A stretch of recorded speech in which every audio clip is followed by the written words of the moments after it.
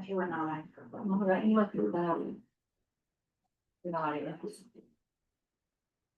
I'd like to call this meeting to order. It's at 6:00 p.m. for the council meeting for April 15, 2026. We have many members of public present. Welcome, and their names will be on the sign-in sheet for you, Tim. Thank you. All members of council are here with no regrets, except for on the staff side, of course, our CAO, who's ill, is not unable to join us today. And we have Melanie Robinson, Director of Finance, standing in as the senior staff person this evening. For additions to the agenda, we have one already under income. Item 2, which is contract negotiation. And are there any other additions to the agenda? I only see 2 in camera. Yes, so item 3 would be the contract negotiations. Or sorry, I only see 1. My mistake, sorry. Like I have item 1, but I don't have 2. Okay, item 2 is plans to buy, sell, or Okay. lease property. Are there any other additions to the agenda? So hearing none, it's approved by unanimous consent. And before I move on to the minutes, I need to mention 2 important things to the community. That's the passing of former councillor Doug Schaffner, and visitations this evening from 7 to 9. There is a service 11 o'clock tomorrow at St. Luke's. And also before this, the passing of former Director of Finance Terry Silver. And it's a deferred service for her for July 4th at 2 p.m. So I'll be attending for that. So if anybody wants to carpool or knows if somebody wants to go, I'll simply be driving. I'll just move on. We've had no disclosure of conflict of interest issues. And moving on to the council minutes of March 18th, 2026 at tab 1. Are there any errors or omissions? If there are none, they're approved by unanimous consent. And this evening, are there any presentations? We have none scheduled. So we'll go on to public input. And I understand we have some public input. So our rules for public input are very simple. We allow 3 minutes per person to have their say on. So who would like to begin? Oh, I guess that's me. Well, you're all seated, so I'll stay seated as well. So for the record, my name is Paula Hafting and I'm a resident of the town of Annapolis Royal. I'm here to respectfully ask that council reconsider the decision to discontinue live streaming of meetings, or at the very least, pause this decision until a well thought out alternative is in place. I'd like to mention that I'm a former town councillor. During my term in office, the town invested in the OWL camera system, and we introduced live streaming to improve transparency, accessibility, and public engagement. Live streaming is not just a convenience, it's a core part of how residents stay connected to their local government. Not everybody can attend your meetings in person.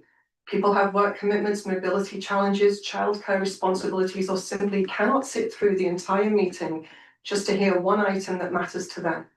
Live streaming allows our residents to stay informed, see how your decisions are made, hear discussions, not just the outcome.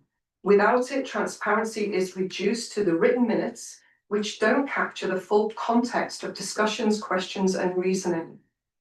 We know that these live streamed meetings are already averaging around 43 views each meeting. The town has already invested in the equipment to support this, and many municipalities across Nova Scotia continue to live stream successfully. This tells us 2 things. There is consistent public interest and the system is in place and it's working. So removing it doesn't solve a problem, it removes a benefit. As elected officials, you have stepped into the public roles based on the principles of transparency, accountability, and public access to information. And as you already know, public office naturally comes with a higher level of visibility. So to put it in perspective, each of you councillors already maintain Facebook profiles with hundreds of connections. Photographs and information about you are already available online through news and public sources. Simply Google yourselves and you will see. So the concern around the visibility needs to be weighed against the responsibility of your public engagement.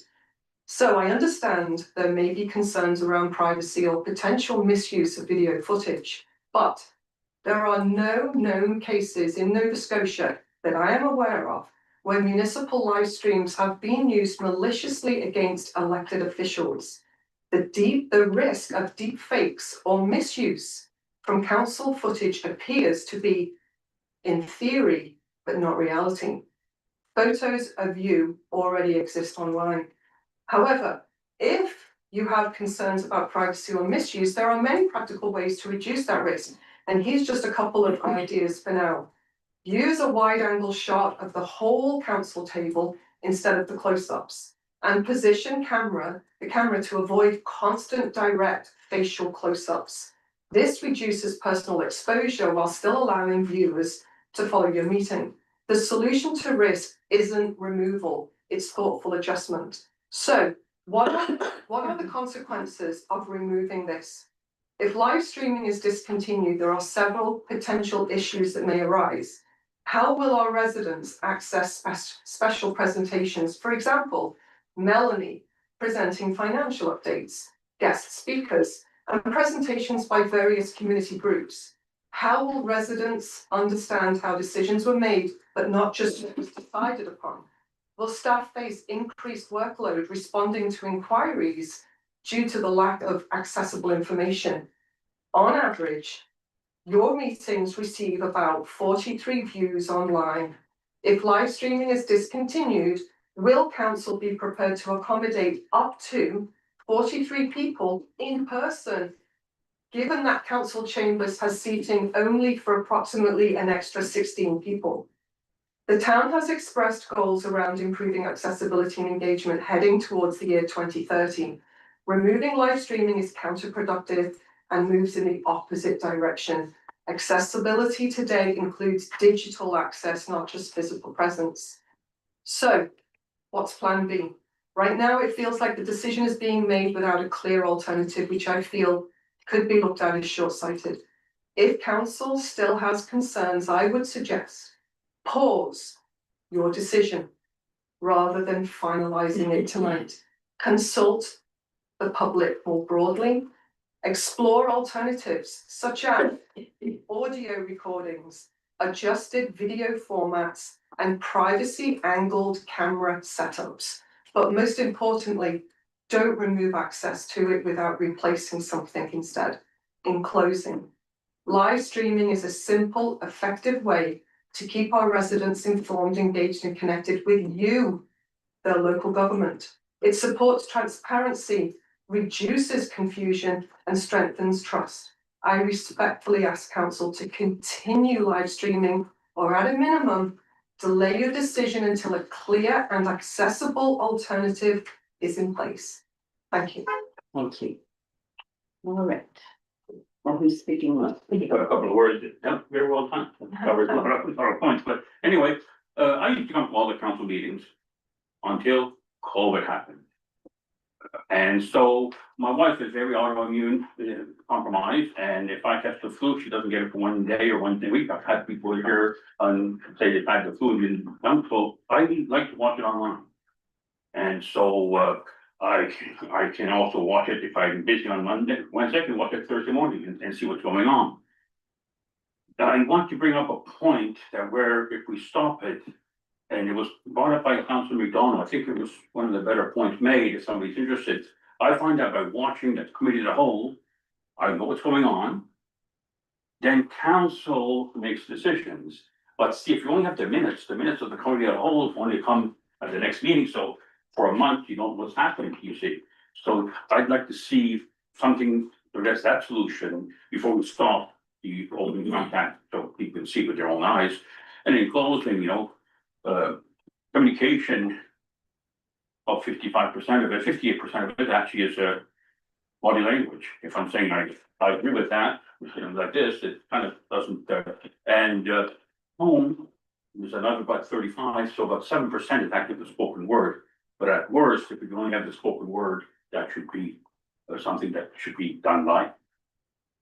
Thank you. Yes.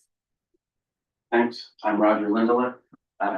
Just I will circle back to the streaming and recording, archiving in a moment. I want to talk about, Pickle and Genie.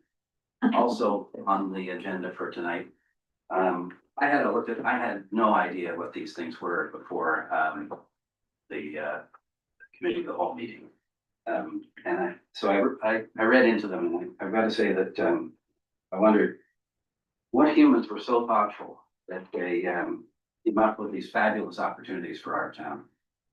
You don't have to fund it, but the opportunities, I think, should stay on the books.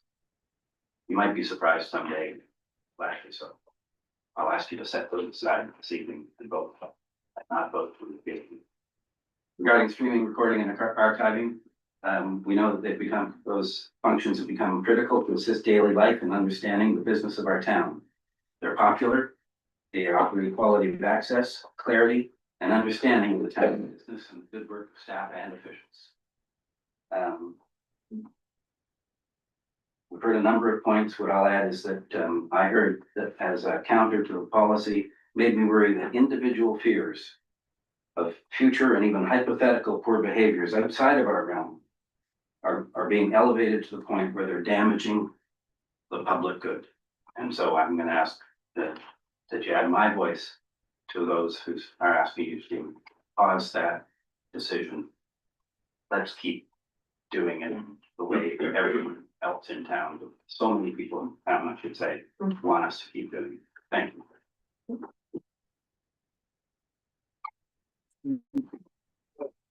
Hey, my name's Tom Dork. I live right in town.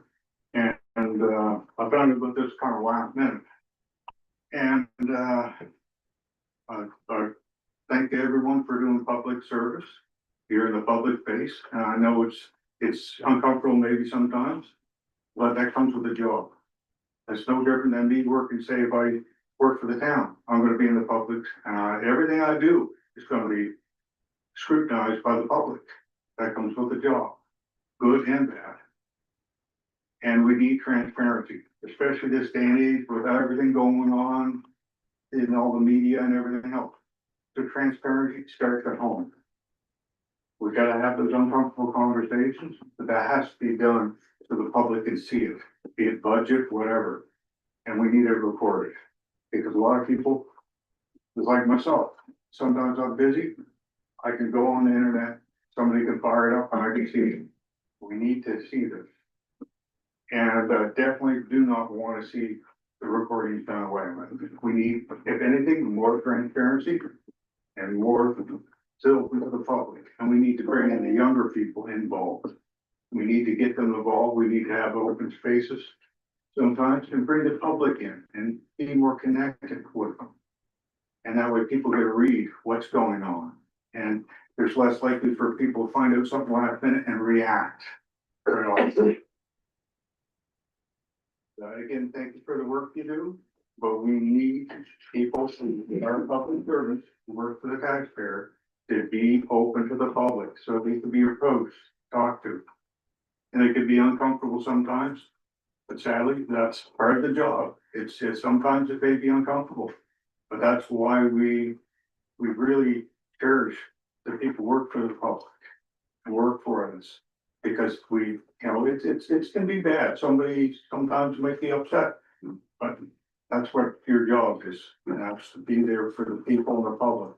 And I definitely don't want to see that turned on. We need to have records so people can look back 6 months down the road, whatever. And again, thank you for the work you do.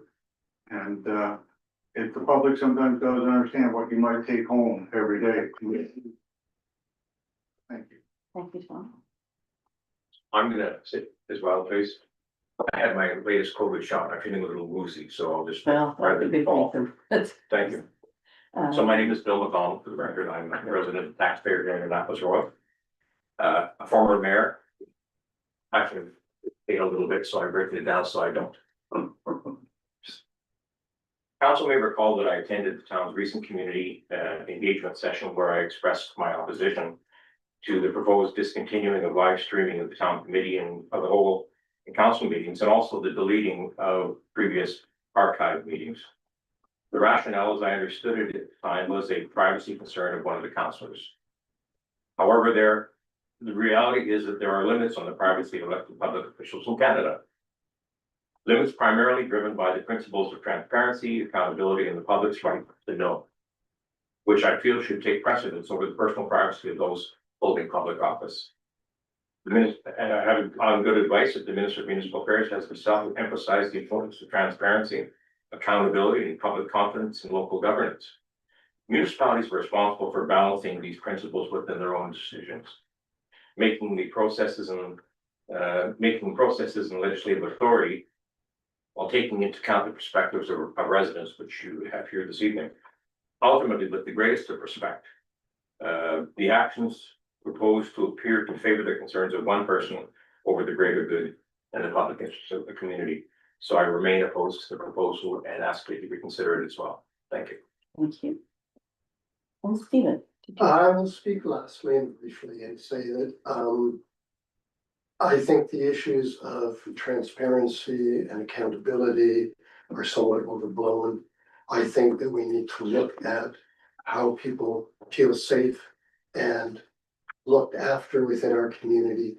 And I think we can achieve transparency and accountability without having actual live streaming happening all the time.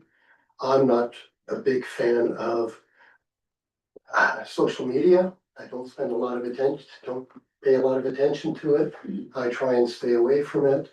I must say I was disheartened to see some of the comment. I did look because I saw some of the stuff, and I think that, you know, we need to be a kinder community and kinder to each other and support one another, regardless of what our positions in our community are. And I think there are many good alternatives that we can explore that will accomplish all the goals of transparency, accountability, and will make this a safer community for everyone. We want inclusion in our communities. Thank you. Thank you. So everyone has spoken, so thank you very much for your time and these thoughtful comments. So for our procedure is we come out of public input and we resume business. And we will be coming to the discussion on that within a few motions. We'll have a few things that we need to make sure we take care of first. There's no, I'll just go in order. Under new business, we have the Treaty 300-year celebration. I think that is just for information for council. So if you don't know about it, the plans have been made by Port Anne. And there is an email that can go out to you. There is a celebration of first responders happening in the market on June 20th. There's a request for a fly pass, and that's in your package. So what does council say to supporting the fly pass? Absolutely.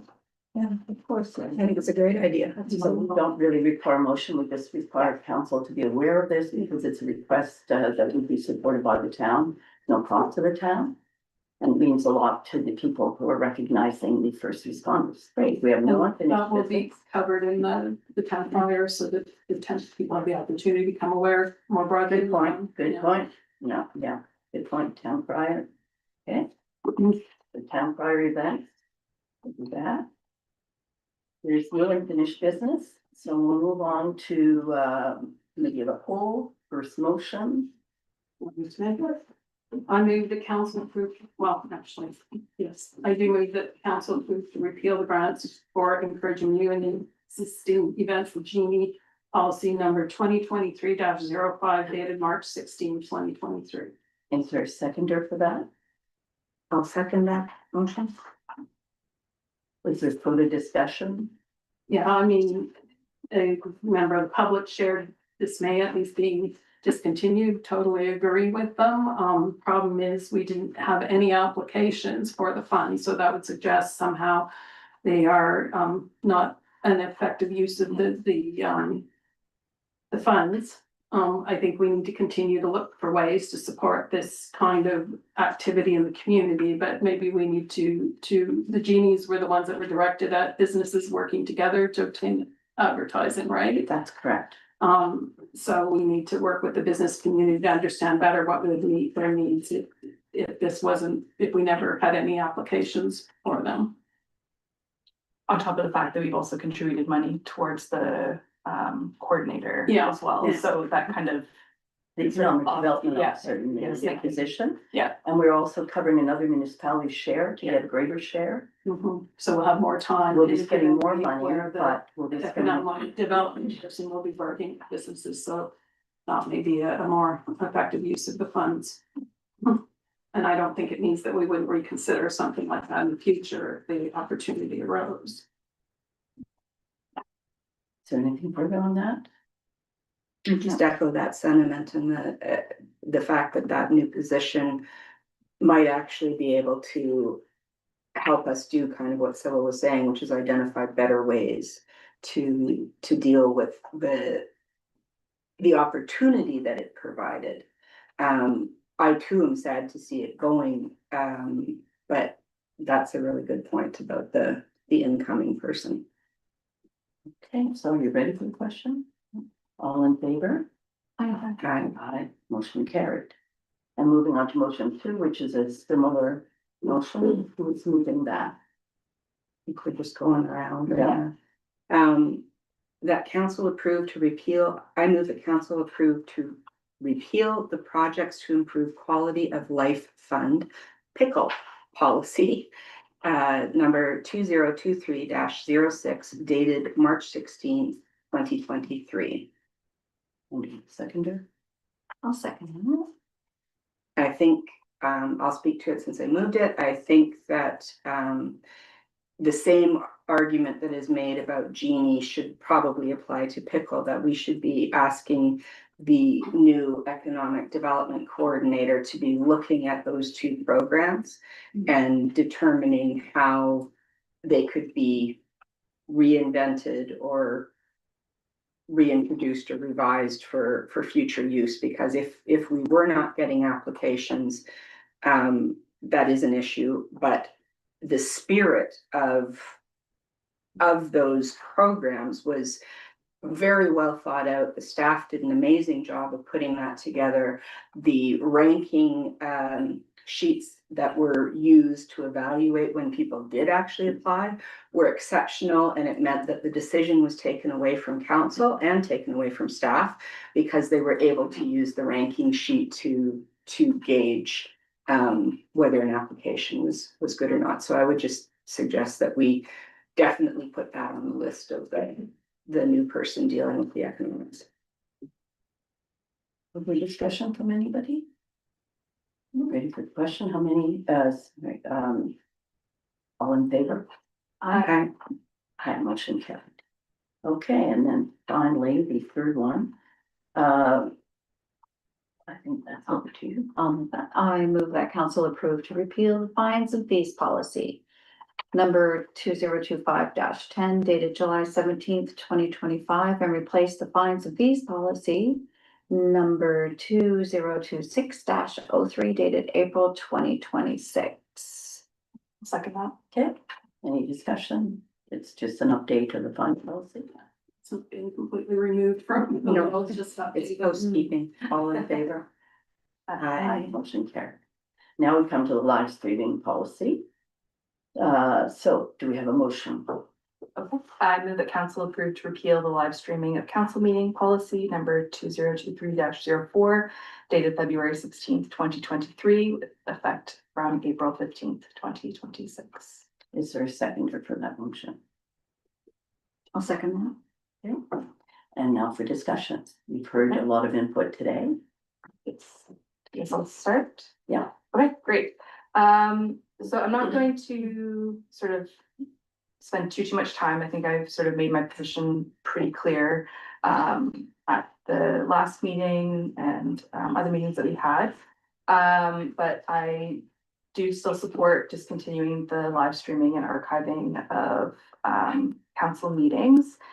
I think what I just wanted to reiterate, which perhaps wasn't clearly done at the last committee of the whole meeting, was that I'm opposed to the video live streaming of council meetings and the archiving of them on YouTube.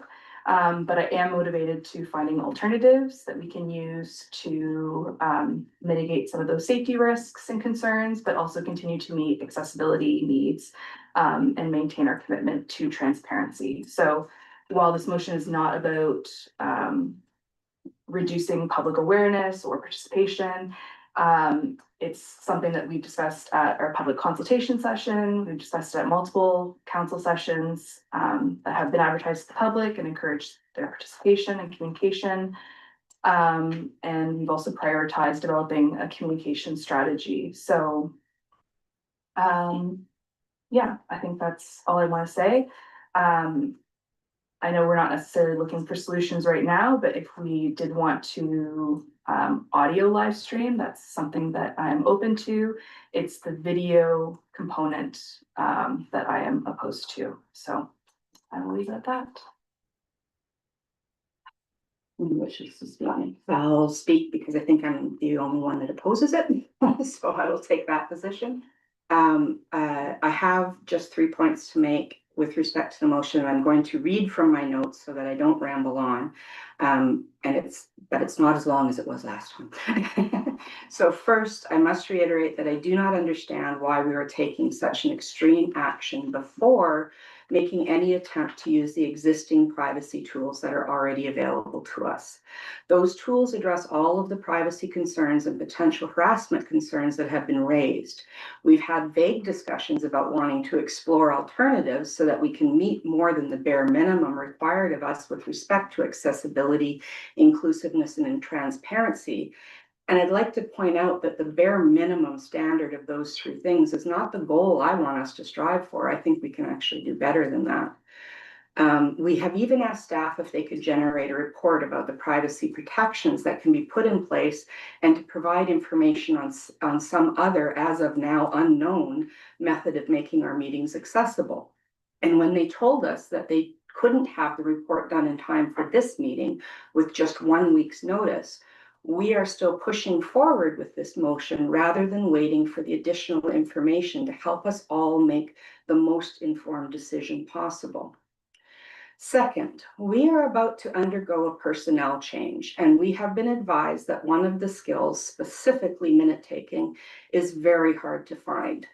With this motion, we are preventing a video record of the meetings that could be used by new personnel to confirm the accuracy of their minute taking while they build this skill, and also help them to put our faces to our voices in a way that electronic recording doesn't. Currently, I personally use the videos to go back and confirm minutes on the very rare occasions that I think a correction might be needed. And that's with the highly skilled minute taker that we already have. And in fact, I used the video from last week to go back and review whether or not the final motion still included deleting the archive, and I learned that it did not. The video record was the only way I could check that because the written minutes have not yet been produced. But I'm quite certain that the person who moved that motion would still want that included. But that level of detail for our discussions, the written minutes don't usually include anyways.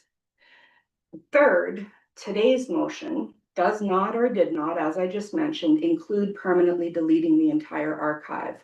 That was part of the original motion made at Committee of the Whole before it was revised to this shorter motion, which is being discussed. I think that this was overlooked as opposed to not being a desired outcome by the mover of the motion. And we are now going to have to revisit the deletion of the archive.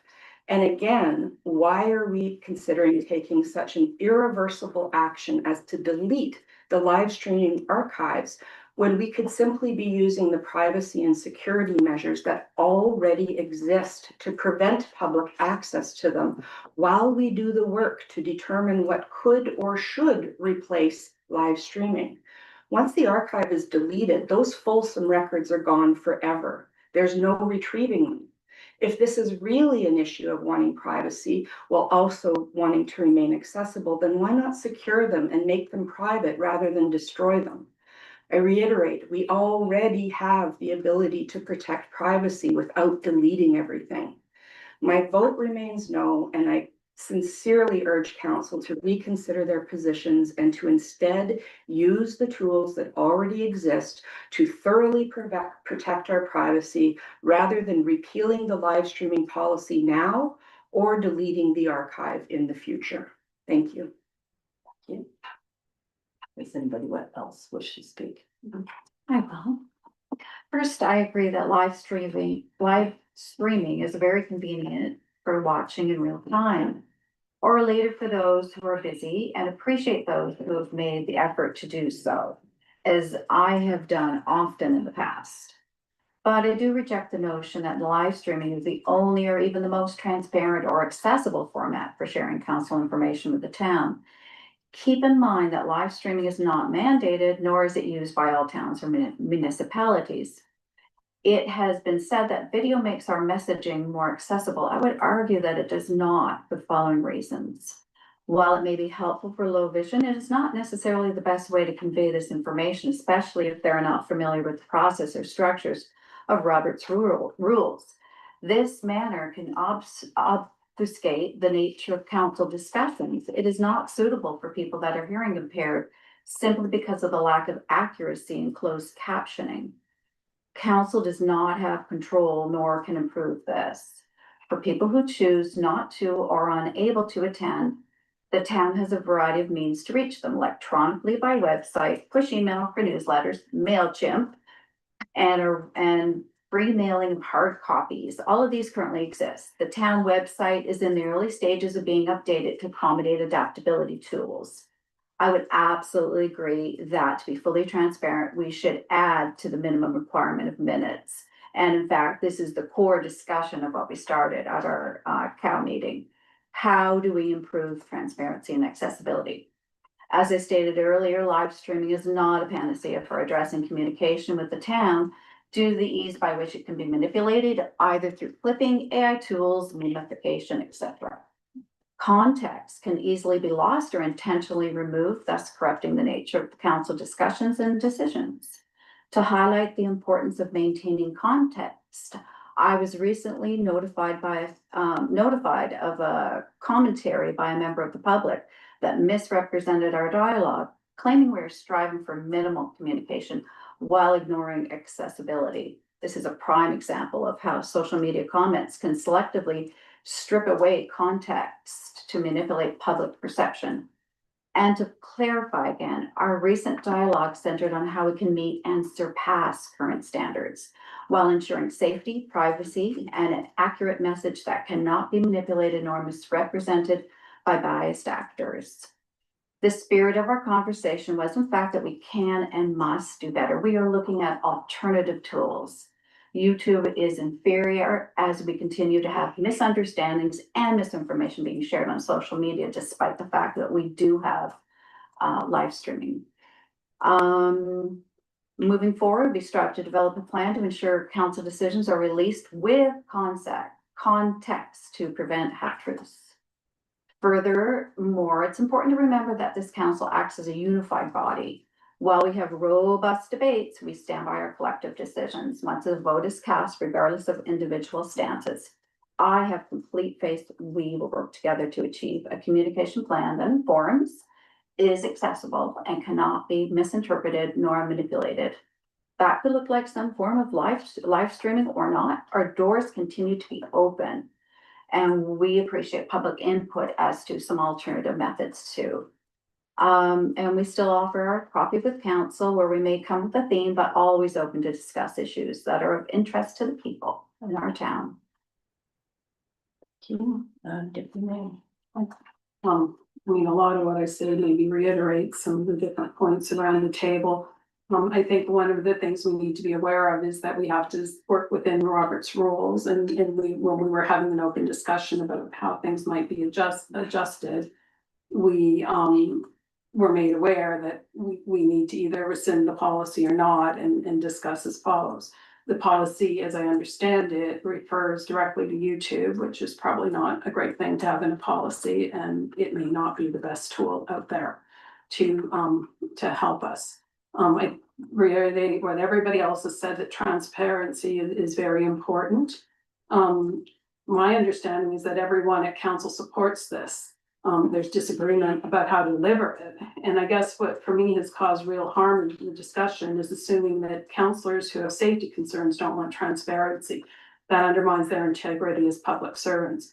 Every one of our councillors, sorry, I lost my, shows up, does the work and serves this community at personal cost to time and peace of mind. I think we've managed to come with some great solutions. We've had efficient and productive discussions where we focus on things that need to be disputed and you know, align appropriately. Disagreeing about the right platform is not the same as opposing transparency. Conflating the two shuts down legitimate debate and makes it harder for us to find a solution that works for everyone. Suggesting that there is only one solution to transparency misrepresents the situation. Framing this as only two options between YouTube live streaming and nothing is a false choice. We can have full transparency of the public record, every word spoken, every decision made, searchable and accessible, without requiring that two colleagues accept a level of personal exposure that they've told us makes them feel unsafe. In the last year, there's a sea change in what is available out there in terms of tools for conveying information, sorting and making information searchable. YouTube was a great tool at the time that it was implemented. It was what we have, but I think that the world in 1 year has moved on so much that we should be looking at other options that, you know, meet both the needs of the public and the needs of the counselors. I want us to think about what message we send, not just tonight, but going forward. When we tell two women that their safety concerns are not valid and that we cannot reflect and choose a better option, that's not good enough. We can do better than this. I'm just trying to make sure I'm not duplicating. I'm worried that the next generation of women, especially those in helping professions who are exposed by the nature of their work to people who may seek to do them harm or have improper interactions with them, women with families, women who already face disproportionate online harassment, decide that running for office simply isn't worth it. I heard a couple of statements that this is what you step up for when you step up for public office, and to a degree that's true, but women also face highly disproportionate levels of harassment. There have been examples in Nova Scotia of people being harassed to the point where in the last election, several women stepped down. An example where people in the community went after one woman's handicapped child.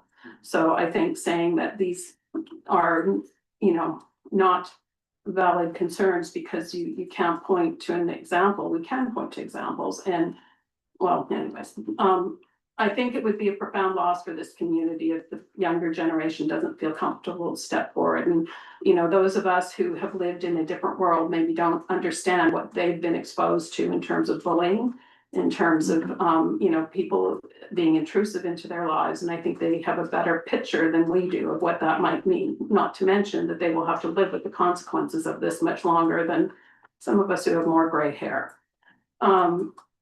What I'd like us to commit to tonight is not just defeating or passing a motion, but actually solving the problem. If the concern is that residents can't access their council, let's fix that. Let's talk about multiple options, perhaps audio streaming, perhaps new options for the municipal page or different format for minutes. Let's identify true accessibility. My preference would be to see a plan that not only addresses this issue, but many of the other issues that have been brought forward by the public with regard to transparency. I think that's all. I guess I'm also concerned that some of the rhetoric out in the community indicated that anyone who disagrees with the live streaming policy is hiding something, and that's certainly not the intent of this council. And I think that it's unfortunate to see that kind of commentary. It speaks to the level of hysterical rhetoric that is engaged in many different parts of the world these days. It has led us down a road of dissension, disagreement, and hate when we should be looking for solutions that give safety and transparency. You know, I think that basically sums up my thoughts on the matter. So two people have mentioned the audio, which is one of the considered least risk things that we could do. So do I understand from that everybody would in favor of continuing the audio, because audio was done pre visual. And I don't mean as a permanent solution, but does it sound like something that you would want to, that if such a motion did pass, is that something that you would want to do? Is have an audio file? Yeah, I wouldn't be opposed to that. I'm not opposed to it, but I think the challenge would be with an audio file, and we will definitely get this back from the accessibility community, is that you can't identify the speaker in an audio file, so we're a room full of women, and we wouldn't necessarily be going, now Councillor MacDonald is speaking, now Councillor Skinner Robertson is speaking, like we wouldn't be able to identify in that way. But that said, I would be of the opinion, I would much rather that we make a choice to move to something than to just wholesale get rid of it and leave people hanging. That is not, I don't think that's an appropriate position for us to take. And I take a bit of offense at the implication that anyone around this table was diminishing people's safety, because that is not happening at all. And the fact of the matter is that the biggest issue that's been coming up about this is how we approach it. So rather than just wiping things out, everybody has suggested that we come to terms with how to use these tools and what's the next best way to move forward. I think that that is probably the singular message that keeps getting muddied up. We all want to know how to move forward. My biggest concern is that we don't throw the baby out with the bathwater, delete things that we don't have to delete, and make a change that doesn't leave anything in place for people who need it. So the motion that we currently have does not make the reference, as has been pointed out, which is noted. There's no reference to the archiving in the motion that's before us. And that's a factor of time because of, as we've just heard about, committee meetings going from one place to the other. But I'll just speak on this and then I'll ask you what you want to do in terms of a vote. So I do believe that one issue that got missed in the previous town communication policy, not because of oversight, just because technology caught up, is the whole issue of safety online. It was not a big issue when these policies. So was the policy developed with that in mind? I doubt it, because the environment wasn't what it is today. So, I know people back then did everything in good faith. These policies were put into place. But we're in a situation now where safety has got to be balanced with transparency, and that's what I heard you say. So I come down on it that way, that safety first. If we thought we might harm the public in some way, we would be held liable if we did nothing. And I don't think we can exclude councillors from that. We do it for the staff every day. So I would certainly be in favor of something, at least an interim solution, that would be compatible. But I'll leave it to the, and the interim solution was proposed until a strategy is developed. An interim solution that was proposed was perhaps keep the archive and move to, in the interim, audio only for until these strategies develop. So I'm just throwing that out there as a point of view. Can the archive somehow be protected from accessing by people who are, the problem with YouTube is I understand the protections are not that strong. The whole program and not a program, but a solution. So I think finding a way that we can keep the archive, not deleting it, but make it safer so that it's not accessible to anybody who wants to wander in there. And you can instantly password protect every video on YouTube, and then nobody can access it without the password. Part of this is giving staff the time to absorb things. So I would just say whatever recommendations could be subject to the ability to implement it, or the ability to subject to being able to do the task. But anyway, that's just just an option. If I may, I at no point have suggested deleting the archive.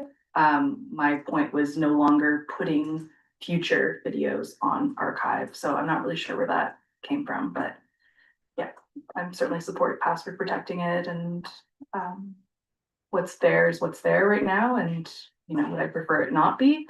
Absolutely, but it is what it is. So as in most repeal and replace motions, there's an option to put in and replace it in the interim with what? So what I'm hearing is an audio recording.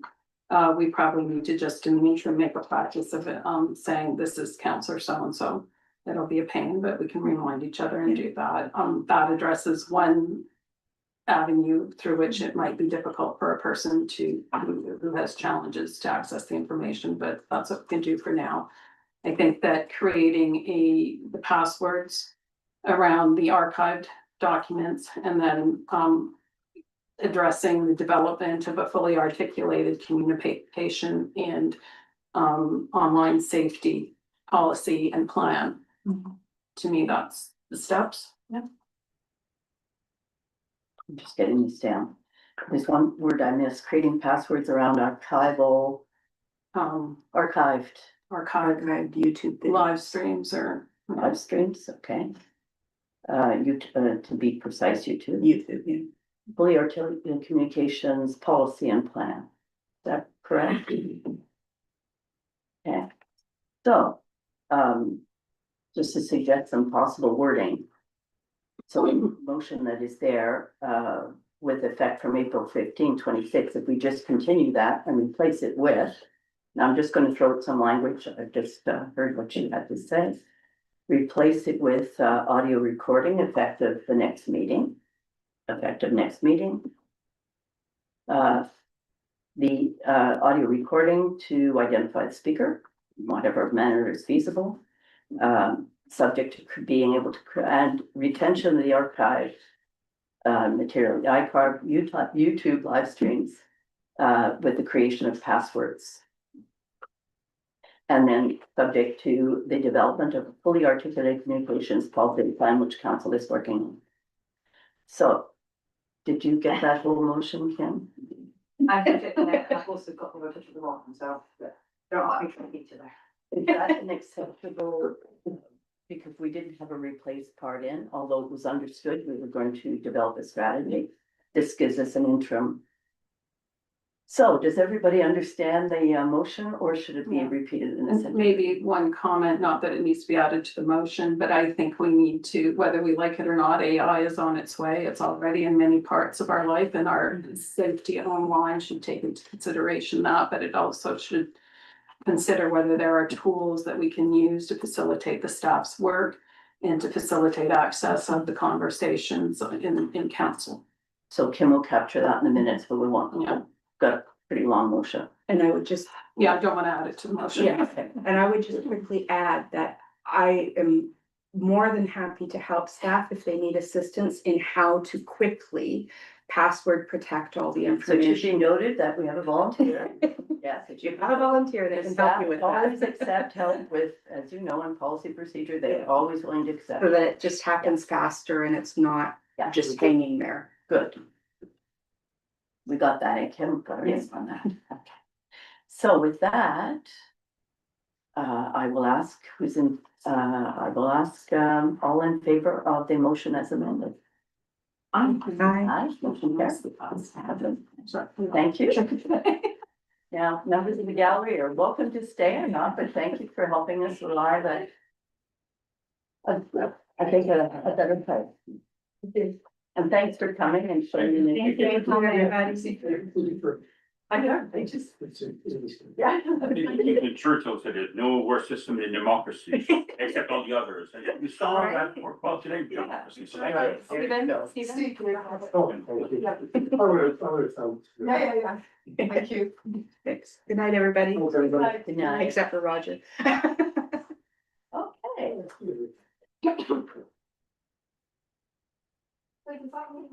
Okay, before we continue on, I'll take this opportunity to ask, I hear that Roger is in town or at this meeting with his equipment. As part of a project for community reporting, Yes. just so everybody's aware. Understands why you're filming it. You're not gonna make funny memes of us. All right, okay. Not my intention. Thank you, Roger. So that's great. We have, now we pass on to planning and heritage, which is a very, very busy time. A long meeting. Yes. It's almost an hour and a half. All right, so I'm not sure where we are. Oh, yes, we were with, I guess we're with the deputy mayor. Right, okay. No, oh, yes. I move that council initiate the process to enter into a development agreement with Andrew Landon and Hilary Lavelle to permit the development of an accessory structure, carriage house. Don't forget the airports. Of a ground floor garage and second story dwelling unit at 46 Drury Lane, PID 05003447 pursuant to the application, site plan and building design details dated February 5th, 2026. I'll second that motion. Is there any discussion? It looks like it's designed in a sensitive way to fit in with the. I thought council might even like to send them a note to say, thank you for thinking about, they're taking advantage of a program that's there, it's going to help low income. Yes, that's great too. And then more. Okay, so we'll send a letter off, but please better vote. All in favor? Aye. Motion 6. I move that council approve the first reading of the development agreement dated February 6, 2026 between the town of Annapolis Royal and Andrew Landon and Hilary Lavelle for an accessory structure at 46 Drury Lane, PID 05003447 as detailed in the development agreement. I'll second that. All right. I'll just speak to this because I just want people to know, wow, was this a big discussion at PHAC? Not in a negative way, in a very positive way, but people, the whole committee really engaged and thoroughly examined this whole process. And I was really impressed with how they all worked through it. How come you didn't send us a thank you letter when we? I'm kidding. There's the danger. Go, putting some tiny homes in her, if you'd have done something Yeah. trendy, you could have done that. Sorry. No, the retroactive letters. I'm only kidding, I'm just thinking. I really don't need a letter. Save the people. Well, you might get one. All in favor? Aye. Motion carried. Motion 7. That's you got to 7. That's you. Okay. I move that council set the public hearing date for the development agreement for the development of an accessory structure on May 20, 2026 at 6 p.m. I'll second that. All in favor? Aye. Aye. There we go. Motion carried. Remember to 6:05. Motion I 8. won't be here, so. I move that council give the applicant at 46 Drury Lane heritage approval to add an accessory structure as detailed in application 26-01-DA, providing all conditions of the land use bylaw are met. I'll second that. And I'll just note that that's why we have this in our packages, because the PHAC committee and the planner, Chris Millier, wanted council to see exactly where that building was going to go because it wasn't on the original Was site. that the bed? Yeah, it's where the shed's gonna move. It already exists, so it's not a new shed, it's just being moved on the property, and the planner wanted us to be sure to see that. He's not going to be responsible for anything. No, exactly. So, he was just dotting his i's and crossing his t's. All in favor? Aye. Motion carried. Motion 9. That's me, right? Yeah. I move that council give the applicant at 619 St. George Street heritage approval to install a greenhouse as detailed in the application 2529-HER, providing the requirements of the land use bylaw are met. I'll second that. Now is everybody going to want a green thumb? This is also beautiful. This Yes, is it is very beautiful. Yes, I want one, but my husband will tell me if I can build anything. He's not here right now. again impressed with the package. It was very beautiful. So all in favor? Aye. Aye. Motion carried. Motion carried. Okay, and I move that council give the applicant at 644 St. George Street heritage approval to install 2 new secondary exits, one as a side door and the second as a sliding door, deck and stairs as detailed in the application 26-02-HER, providing the requirements of the land use bylaw are met. I'll second that. All in favor? Aye. That was a nice spot too. We didn't bring that there. Well, that is great. That takes us right. One more, out of- no, one more. Oh, Motion one on more. Oh, yes, the fun. Yes, does everybody have the word parge? that. Instead of large I or picked all them up, purge, yes. and large. Yes. I move that council approve the applicant at 150 St. George Street will be given heritage approval to parge the exposed brick chimneys as detailed in the application 26-03- HER, providing the requirements of the land use bylaw are met. I'll second that. Okay. All in favor? All of that. Okay, motion carried. It's exciting there. So we have, so under reports, you've got my report already, and I'll just add that, yes, I was at the Valley Regional Board meeting this morning, virtually, of course. And as usual, you'll get separate report from them. Okay, you have the Chief Administrative Officer's report, and in their absence, nothing much I can add to that. Planning Services report is there. Water report. Valley Regional Services Board, are you satisfied with the summaries that you get? They're a good example of Mhm. meeting summaries. Yes, I like it. And because they're very complex organizations, Valley Regional has $6 million budget, we could do something, yeah, simpler than that even. Mhm. So I just thought that might be something for us to consider when we're talking about ideas. Mhm. And maybe we can learn from the others. Yeah. Audit Committee report, Councillor Myers. Yeah, just one highlight from the Remo meeting, REMAC. Brian has accepted my invitation to attend a future public engagement session. At our Coffee with Council, so we just give him a date in advance. I don't know if I don't think we set a date for that. But it might be a good idea to set that because Brian's super busy, he doesn't have an intern anymore. Sorry, was this audit or? Oh, sorry, I'm going Remo. Okay, sorry. I skipped audit. Yeah. The audit. report Not on looks- purpose, looks though, really it was good. great news. I was just confused. Sorry. It looks like the findings of the audit were really good. Yeah. So that's a big accomplishment. Yeah, they were really- Congratulations to Yeah. Melanie and the rest of the staff. Yeah. But actually, I just had a point on the audit. Yeah. Are we going to be required to set up an asset retirement obligation for the wharf?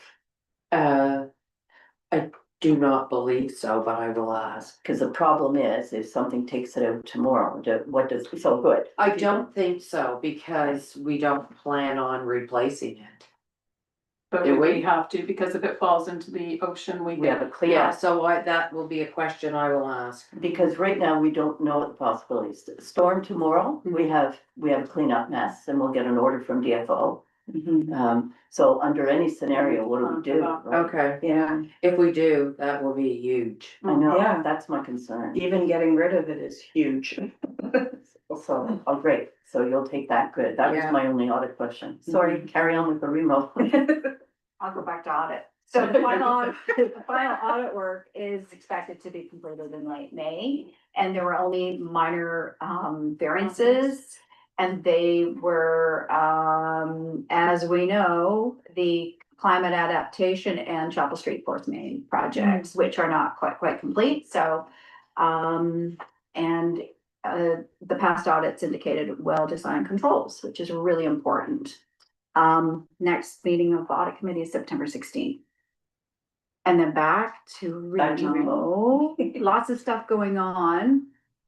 In the county building, they've got in the downstairs area, where did I put that? They've set up a control center. Yeah, they set up a control center down there. It's brand new. They're really excited about it. It's really good.